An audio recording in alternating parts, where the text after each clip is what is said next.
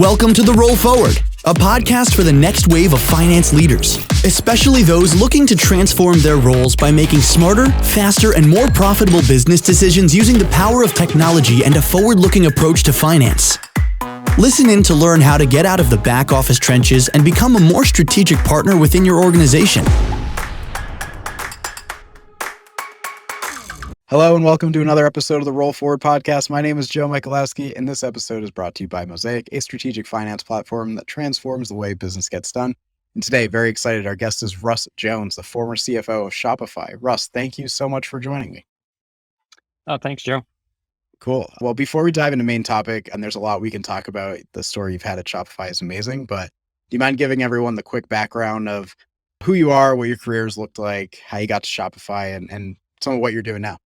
Sure. So I'm a CPA with 40 plus years of industry experience, of which the bulk of it has been in high tech. And I've worked for large companies, private companies, small, public. I also, for a period of time, co-founded a CFO for hire firm where we focused really on helping sort of early stage companies get to the next level. Just prior to Shopify, I was in California for 3 years. I helped turn a semiconductor company into a high frequency trading company. So I'm not sure many people have done that in their career. And just to make it a little bit more interesting, we did that during the financial crisis. So definitely a fun period. And then we moved back to Canada, to Ottawa, which is the capital. And shortly after we were back, I got introduced to the Shopify team by the external corporate counsel, who is someone I had worked for in the past. And so spent 7 years at Shopify and then retired in March of 2018. And since that, I've been doing both board roles as well as some advisory work just to keep me busy, which I must admit during the COVID period was quite welcome, that at least I had something to look for other than the four walls of my house.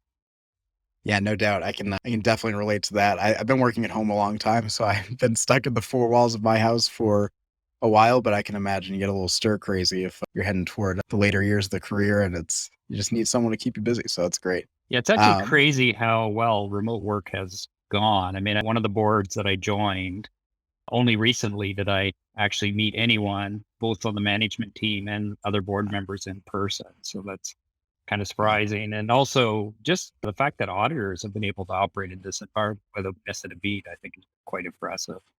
Yeah. Crazy. You mentioned something about a semiconductor company. It was funny. That was my first job out of school. I was a technical editor for a company called Analog Devices. Oh, yeah. And spent a lot of time editing like 300-page manuals for semiconductors. So that hit a little bit close to home for me. It was a nice little reminder where my career started. But we're not here to talk about me at all. So we are here to talk about you. And I'm really excited to have you on.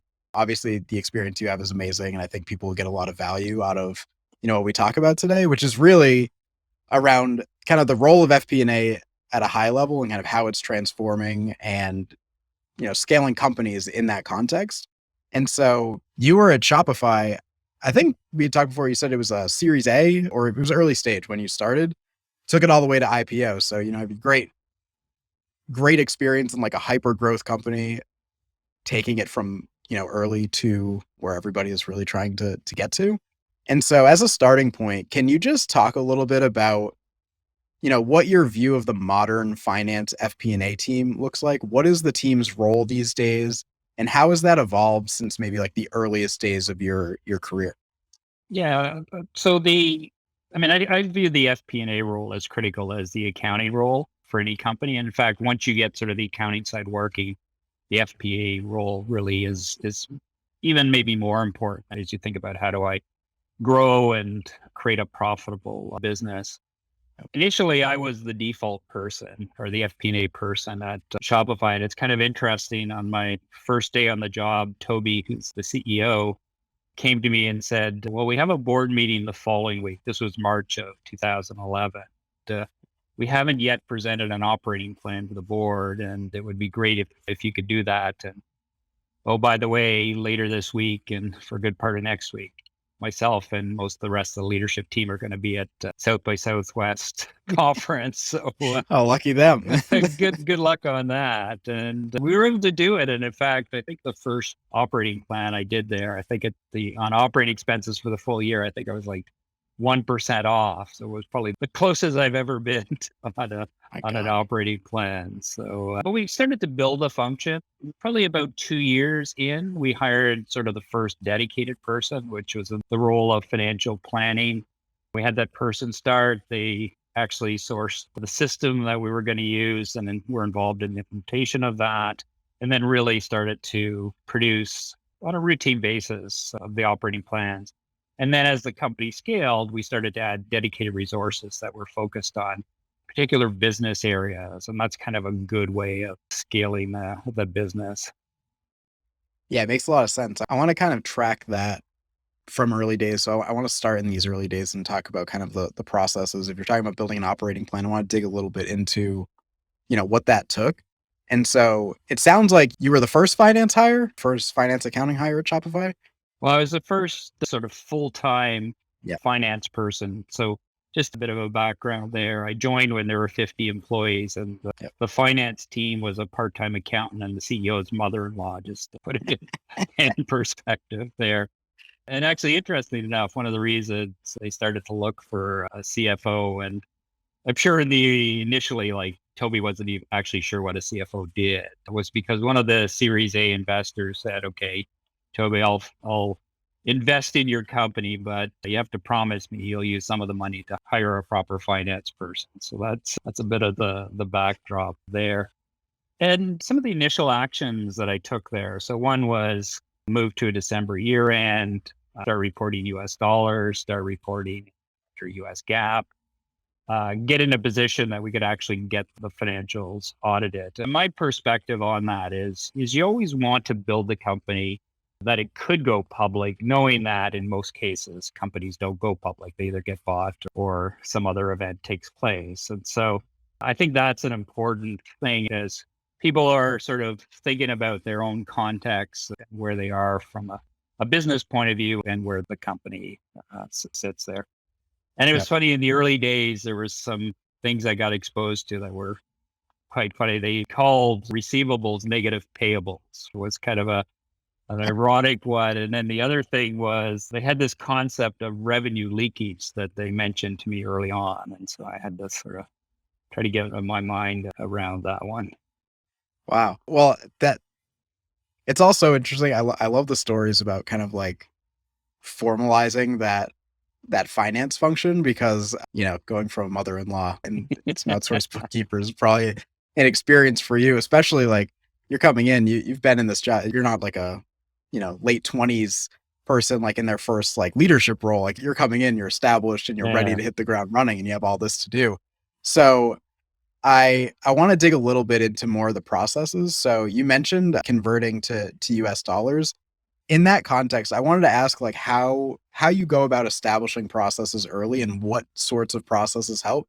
Can you talk a little bit more about that story, why that was so important to Shopify's scale, and maybe like if you have another example of what was important there, I would love to hear it. Yeah, I mean, it's important in the sense that we wanted Shopify to look and feel like any other company that the investors were investing in. So doing that and doing something like that early on when it's much smaller is obviously easier than trying to do it sort of the month or so before you go public. But I think it's also important, and I'm a firm believer, like you got to sort of really focus on the systems and the processes early on. Like I think a lot of finance teams make the mistake that they just do something to get the job done, and then they say, well, later on we'll sort of put in the right processes or the right controls, and then all of a sudden they're trying to go public and they get a weakness comment in their filings and stuff like that. So I think it's very important that you do that stuff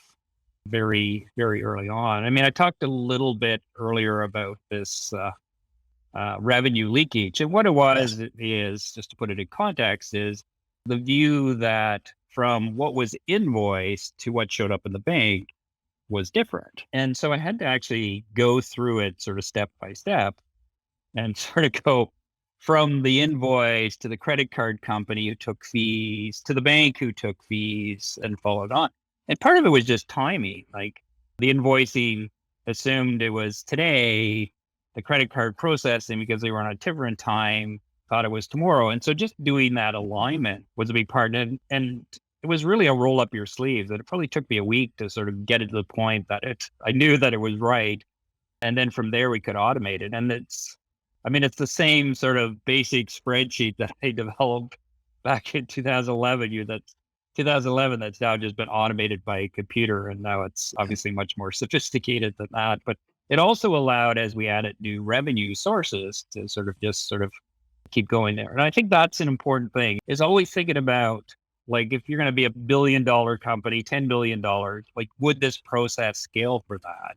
And if the answer is no, then fix it quite as soon as you can. And I've also been fortunate to be in other sort of growth business. So I really understand, like, how something can scale. And if you're not careful, like, finance can become a bottleneck of scaling the business. And you never want to be in that position. Now, did I think back in those early days of 2011 that Shopify would go from 5 million to this year, they'll probably do 5 billion in revenue? No, but I have been in other businesses where they have seen also good growth. And I think the importance then of, like I say, putting the right systems and processes in place is something you really do. And the other mistake I think sometimes people make is they think that computers or buying new software will solve the problem. But if fundamentally your process isn't working, automating something that's not working isn't magically going to make it better. So it's, again, something people should really think about. Yeah, these are all great points. I want to ask a follow-up question on the revenue leakage thing, because selfishly, I was just working on something for our website. It was just about the concept where we have like this metrics catalog. It's like a glossary. We're writing about AR aging. So we're writing about the process of, like, we invoice somebody. What is the process of getting that, like, booked revenue to collections? Yeah. Is that really what this revenue leakage process is? Because I know something like, just the process of, like, uncollectible debts, that's not really like credit fees or anything. But does Shopify have a different perspective on that? Or is that really just their way of looking at that process? No, it's basically I invoice a merchant for $100 and $93 show up in the bank account. What happened to that $7 along the way? Yeah. Cool. But I must admit, the first time I heard the concept, I had to sort of think hard about who we're talking about here. It definitely didn't sound like a good thing. I think we should be proud of. Yeah. Have you heard that since, or is that very uniquely a Shopify? That was concept? a Shopify thing, the same way as the negative payable was. And I think part of that is Toby, when he was trying to do some of the initial finance stuff, Googled accounting and was on a bank site. And from a bank side, it's almost the opposite from the company side. And so the terminology, and it actually got embedded in some of the software itself. And so I had to go and get rid of that. Love it. I think, it's why, having someone like you in a role is so important. We talk a lot about it here, just getting that finance role in sooner rather than later, just because this is the kind of stuff that will start to pile up and hurt a company. So I think they're probably fortunate that investor was pushing them to get this finance hire in sooner. But to this end, I was reading another interview you did, and you talked about managerial debt. And I think it ties into this concept of, like, how you scale, how you set up these systems. So I was wondering if you remember talking about that, and if you could kind of give us the overview of what that means and how finance has a role in minimizing it, because it's not something you hear every day about, finance's wider management involvement. Yeah, and I think so the other side of managerial debt is technical debt, which I think people are familiar, that as over time, the product gets more complex, it's tougher to do new features, it gets slower and stuff like that. So it's really the same thing provided to the systems and processes side. And a common example is that something goes wrong in a company, and all of a sudden this new process is put in place to sort of make sure it doesn't happen again. Where at the Shopify, our approach was really, well, let's deal with the person who caused that problem first, and then figure out whether or not we need to change the process. And as the company evolves, you constantly need to be looking like, is this process still adding value? And again, if not, then how do you sort of eliminate it? And I think that's a constant goal. And in the same way that technical debt can slow down a company in terms of how they're trying to develop products, process or the managerial debt could do the same thing. And you just become slower as a company. It takes forever to get a decision made or something bought and stuff like that. And so constantly looking at that, I think it's an important thing for finance people to be thinking about. Are there any steps finance leaders can take to address that? I know finance is in a unique position that they can they have insight into every corner of the business. They have that kind of whole picture of the data that's coming in and out. Do you have any tips for people to actually keep an eye on that? Like, what can they do and how do they work with people to actually address it? Well, the same way as a company kind of needs to be aware of their customers and how are they solving problems. I think finance needs to be the same. There's always a policing function that finance needs to do, but it shouldn't be the only thing that it does. And so when it comes to, for example, a good one is expense reports. Yep. Sometimes there's a system brought in that finance is very happy with, but everyone who has to use the system thinks it's like a real pain to deal with. And that's a good example of like, how do you automate that so someone can just take a picture of their expense report and get it processed. And it was funny, at one time we were doing some changes there and one of the designers was complaining to Toby about it. And so during one of the hack days, I got that individual to help us sort of improve the process. And we started using Slack for some of that. I think that was, sometimes the traditional finance response was well, the person doesn't know, we need this information, where I think a better approach is say, okay, help us make it better. If you have some good ideas, then we're definitely open to that. Yeah, I love it. That's really, when we thought of doing this podcast, and it's in the intro, like the pre-roll intro that we do for this. And it's really the idea of taking finance from like its stereotypical role as like the back office scorekeepers and the number crunchers and things like that, to really trying to create true strategic partnerships in the business. I think that's just a really great example because you get to dig into what matters to the people in the organization and how you can make their lives easier. And instead of finance being that gatekeeper or doing the policing function, as you said, they can really step up and make life easier for people in many ways. So I really like that example. So it was really, really cool to hear how you did that at Shopify. And I think a good way to test that is if people are coming to the finance group to look for their help, then you've done the right function. I mean, at the end of the day, there's plumbing that the finance group needs to do. I mean, the financial results have to be solid. They have to be produced on a timely basis.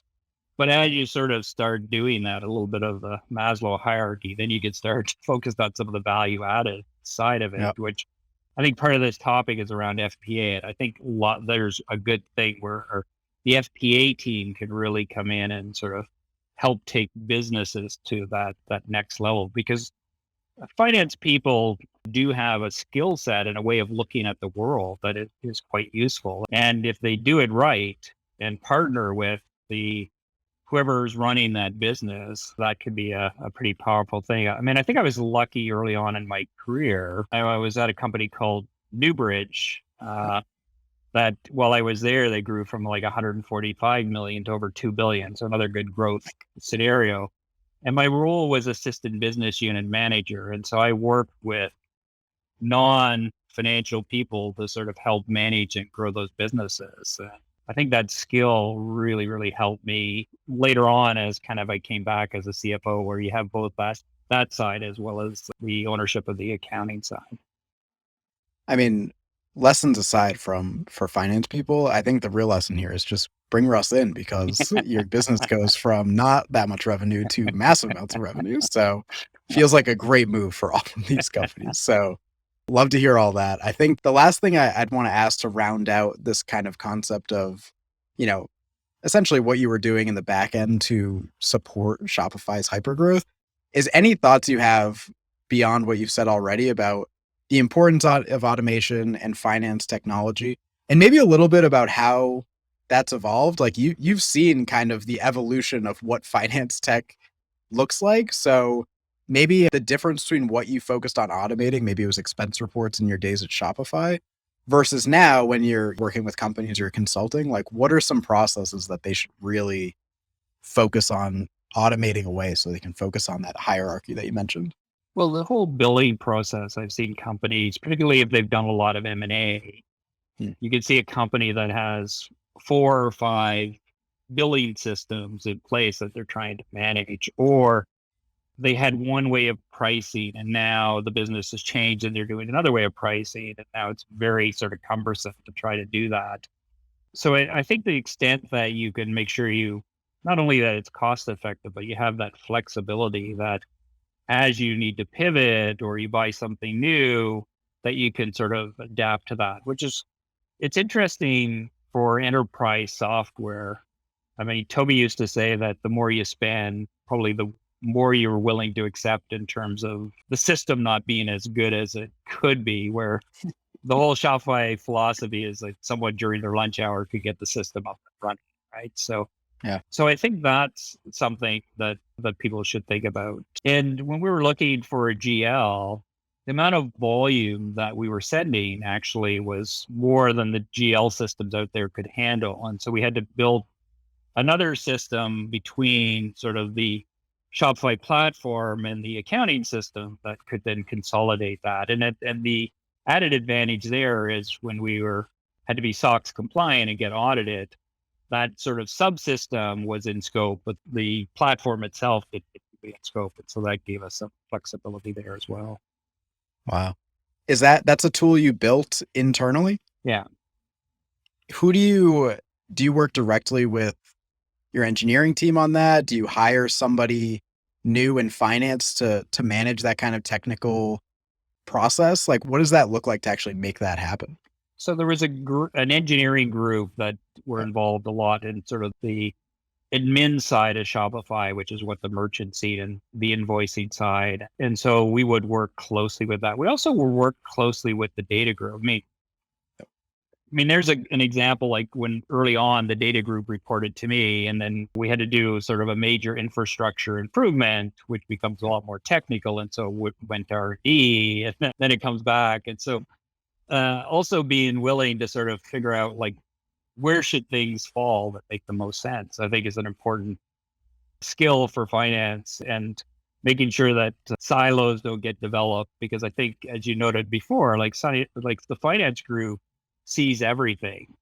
Yep. And so by being that group that can make sure that the pieces are all working together and people are communicating, that's a real value add. And there's a lot of, interesting enough, I think one thing I've learned is there's a lot of nuanced conversations that take place. I mean, at one time when we talked about operating plans, Toby wasn't a big fan because he worried that it would slow down. But later on, we just called them investment plans. They were virtually the same thing. And he thought that was an amazing thing that we were creating these investment plans. So that's just sort of nuanced thing that you need to be aware of, particularly when you're dealing with non-technical people. Like you need to put things in a language that everyone understands. Yeah, it's all about the story that you put together. Just changing the name of something can really make an impact. I think this really ties back to, we did an episode with Anil Balarupali, he's the CFO of Airbase, and they were just going through a similar data engineering or data infrastructure project. Yeah. And got a lot of the same insight from him about what it takes to actually quarterback that process, get somebody in place that can move the pieces. And, what I really liked, he talked about understanding what every leader's superpower is. So it's like, if you are a leader who's really good at data, you can oversee that project maybe more than somebody who came in and their thing is not data and tech. It's more of the relationship building side of something. And so, finance's ability to kind of identify where those strengths and weaknesses are and kind of make sure that everybody's in a position of strength is really cool. It's something that comes up a lot on this podcast.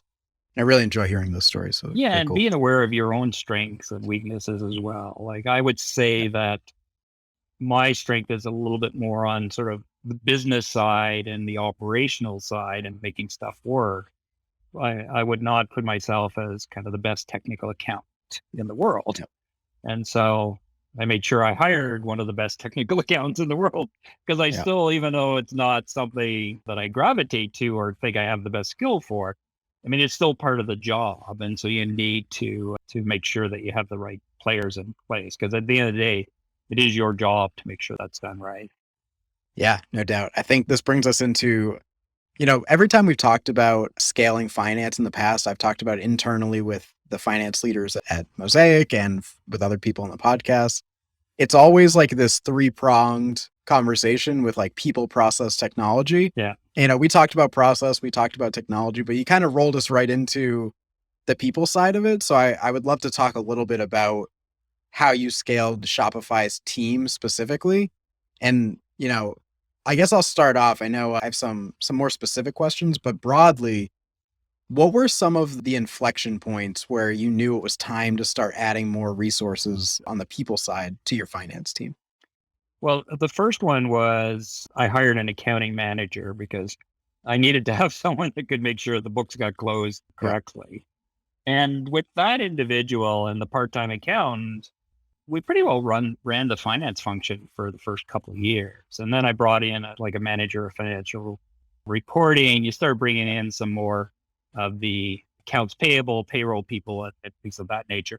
And then when it comes to the specialty roles, one of the first ones was tax, because tax is again an area of its own expertise. Yep. And tax is a broad area. So not only is there the income tax side and the compliance associated with that, but I mean, there's sales tax, which I've seen so many times, even in my post life, where we hire or we're involved in an M&A, and the first thing is, well, they didn't do sales tax, and now you have to go and do all these filings and stuff like that. And you have things like transfer pricing once you're sort of establishments outside of your local geography. So that's quite complex. And you want to, again, I mean, you don't want to go too far and set up a very complicated international tax structure if you have no income that's going to be taxed. But you Right. want to think about that because then maybe later on you do an M&A where it fits into that tax structure. It's important to get that done right. Treasury is another one. Sometimes you don't have enough cash, so it's not as big a job. But as you sort of start to grow, it becomes a more important one.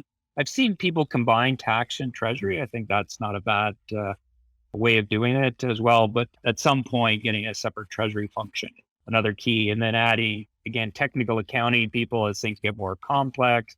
Then adding someone in terms of an internal audit function is another key one. And again, you'll want to do a lot of these well in advance if you think your plan is to go public. Because like once you decide to go public, you really want to go as fast as possible. And Mm. so you don't want to be discovering things at that stage that are going to slow down the process because there are market windows. And again, it's just a lot of effort. So when you decide the answer is go public, go as fast as you can. Yeah. Gets to show some love for the accounting side of things and to your background. And they don't get talked about enough, but for companies that want to go that fast, like you need to have those rock solid financials in the background. So Yeah. I And then think those are all really good. yeah. And then just more specific to the FP&A function, like as you create, Yeah. maybe there's product areas or Mm. even a business unit structure. I always like the model where there's kind of a one-on-one relationship where there's an FP&A person sort of help each of those business areas. And those individuals really have to view themselves as kind of a mini CFO/COO for that particular area. So that's an important part of that role. And it's one where you have to be able to work for two masters because at the end of the day, you're still part of the finance team. But if you're just seen as kind of the person telling finance what's going on and not providing value, that's not a great position to be in. What size was Shopify at when you decided to start adding those specialized FP&A roles? It's something that comes up a lot, but I don't know if we've ever talked about the specifics of like when that happens. And I know you mentioned adding new product lines, but I'm curious like what the timing is. Yeah, and I think every company is a little bit different. If you're a fairly straightforward company, you have one source of revenue, maybe you only have offices in one jurisdiction, you could probably have a more generalist FP&A person. But as you start to build areas, so for Shopify, the Shopify payments area on its own was going to become a big business. The Shopify capital on its own was becoming a big business. And so I think that the sort of the business itself dictates when is the right time to do that. And it's not only the FP&A functions, but HR should be thinking the same way. Potentially even legal could be, like, if those businesses are somewhat unique in terms of how they operate, you may want to not have a dedicated person, but at least someone that has their eye on that ball. Yeah, it makes a lot of sense. I think that's really kind of the crux of a lot of these conversations with finance leaders. It's like, well, it depends on what the business model looks like. And that's why this podcast is enjoyable for me to do, because I get to ask you guys the questions and see what that breakdown looks like for your experience. So I love that. I think it makes a lot of sense. Where I want to take us next is kind of digging into your specialty. You're a CPA. You're the accounting guy who took up the CFO role and got to talk a lot about FP&A today. But I hear a lot of, we've had a few accounting leaders on, we've had finance leaders on, and talking about the relationship between finance and accounting, which from the outside looking in, as somebody who's not in a finance role, to me, they're like one and the same. They're in lockstep. But I know that in practice, that's not as like that takes fostering, that takes relationship building. So I'm curious, what does strong collaboration look like between finance and accounting? And how, as CFO, as the leader of both those departments, do you make that happen? Yeah, and maybe I'll start off with, not all accountants make good FP&A, and not all good FP&A make good accountants. Yep. It's a little bit of a different skill, and so it is a tricky role. Probably trickier to hire the great sort of FP&A leaders that you're trying to bring into your organization. And there you really want to get people that are curious, also that they're data driven and can sort of help turn strategy into like real results. So I think that's sort of that skill that you want. And as I mentioned, they have to be willing or able to work for two bosses as well. So again, that's another one. And a lot of the business stuff is a lot more vague than sort of the day-to-day accounting stuff. And so living in that world where it's not all black and white is an important part of that. But the way you need to make sure that the two stay in lockstep, we did a few things on that, both at Shopify and in previous lives. One is when we did a review of the monthly results, we made sure that both parties were. Secondly, when the operating plan was presented, we would have the FP&A group present that to the total finance team. And we would also have the FP&A individuals talk about their business area to make sure that the finance team understood that. And part of it is they're making decisions that have accounting ramifications, but also the accountants need to know what's coming down the pipe so they could be thinking about that stuff as well. So that coordination, I think, is key. And I think as CFO, because you have both groups, you have to be a little bit of the connection fabric there. So if you're talking to one of your FP&A people, they're talking about a new way of billing or something like that, you want to make sure that the accountants are involved so they understand that it's being done right from the sort of the technical side of it. And vice versa, like you want to make sure that if your accountants are thinking about something, that they understand kind of the business aspect of that. And so I think it's really, again, like most things, just getting people in the room and making sure that the flow of information is working properly there. Yeah, I think all great points. I think it's really, two sides of a coin that's working toward the same end that probably kind of weaves in and out. It's nice to hear you talk about how you make that communication happen, because there's definitely a lot of blurred lines. Like there is that, FP&A looks forward, accounting looks backwards, but there's a point in the middle where they need to like do that handoff, and that is never such a clear line. So, cool to hear you talk about how I think that's called the presence. Yeah, exactly. Exactly. I want to roll this into kind of one last question on topic that really goes back to what we talk about at Mosaic a lot, because I think what you're talking about with finance and accounting rolls in nicely here. And we talk a lot about this concept of strategic finance. And it's really just how finance can be seen as a true strategic partner, and not just finance, but also accounting. And so I'm wondering if you could just sum up what you feel the modern finance and accounting team's strategic role is in a high growth company similar to Shopify. Yeah, and I think you guys said it right. Like, it has to be a strategic function. And even if it's not growing, sometimes something that's shrinking, you need to be as strategic to figure out sort of where to do cuts and stuff like that. I think finance in general really needs to view themselves as sort of business partners and creative problem solvers. I mean, yes, there's a policing function that needs to be done, and you need to make sure that things are going off the rail. But I personally find it like more rewarding if the finance team is also helping to grow the business. And just to give you a bit of example there, like the original product manager for Shopify Payments is someone I hired and who reported to me for the first year. And Shopify Capital, because of its very nature, had a heavy finance involved there. And those are examples where finance can actually really help grow the business. And so I encourage all finance people to really have that broader perspective and don't be afraid to step outside sort of the defined accounting side of the business, because you really do have a skill set that can help grow the business. And certainly my view is that can make the job a lot more interesting as well. Yeah, I think it's a great point. I love getting to ask the question just about what strategic finance means to different people. Like we have our own thoughts, and I think everyone gets to the same idea, but always really interesting to hear, what that looks like for other companies and how it looks like in practice. So I really appreciate the examples for sure. I know we're coming up on the end of our time, so I want to ask one final question. I think it rolls in nicely with kind of like the summation you just left us with, but it's something we ask everybody. It's selfishly my favorite question because I think it extends beyond just finance and accounting. But what is something you know now that you wish you knew at the start of your career? There's lots of those. So maybe I'll start with a little bit of perhaps just being a bit more patient. I think kind of as sort of finance driven people, you want to get me personality, get job done and stuff like that. But one of the sayings I like the best and I use quite a bit is that it's never as good or as bad as it first appears. So I think that's kind of stay somewhat grounded and don't get overly excited on the highs or overly down on the sort of the negative sides of that.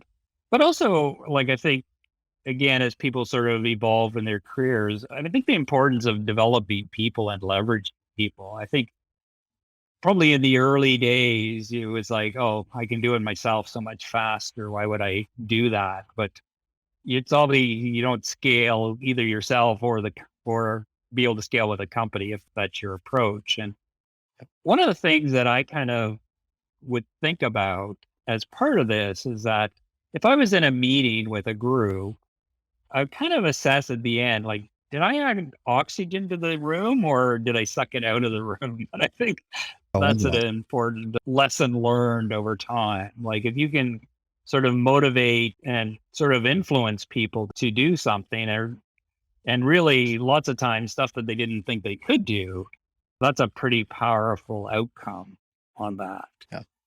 And then maybe the last one I'll leave you with is this is a Toby saying that I really thought was quite good. It's that he wanted people with strong opinions weakly held. Yep.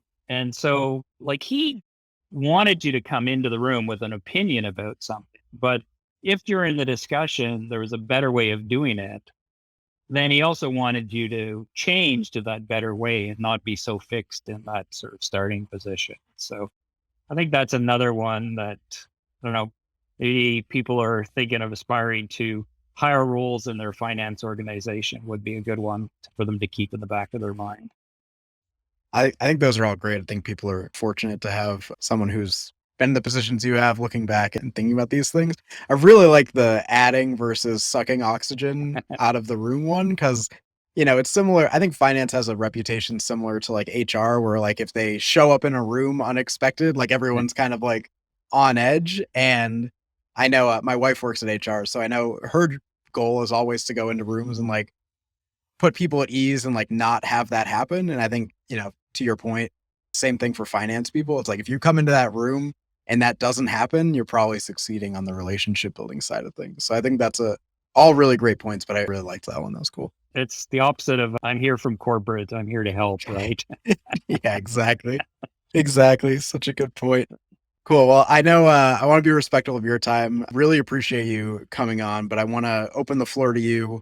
Where can people go to connect with you, to keep up with the work that you're doing now? I know you're on boards. This is your time to plug anything that you've got going on or any companies that people should check out because you're involved with them. That is obviously a good thing we found. So, well, I think just as people evolve in their careers, being open to sort of constant learning and constant new ideas, I think is a great way to sort of think about developing yourself. And now, like I said, I'm on boards where I'm a chairman of one board. On another board, I head up the audit committee. And so there is life beyond sort of working full time in a company. And so particularly as you get later in your career, you probably want to start thinking about what's my next sort of chapter that I want to do. Because from being sort of CFO of a fast growing company to doing nothing, it's probably a difficult thing to sort of hit the brakes that fast. So having a nice sort of way of evolving into things is good. I'm on LinkedIn, but I'm not sort of a major sort of contributor there. And on social media, I kind of leave most of that to my wife. So I'm not probably for the best, to be honest. It's a hellscape out there sometimes. So it's probably a good idea. But I'm always open to a conversation. Like if a company's like I'm on one of the things that I am involved in, I'm on the advisory board of a fairly large Canadian VC. And I've helped them build their finance community and presented at that. And so always interested in sort of helping finance people evolve to the next level.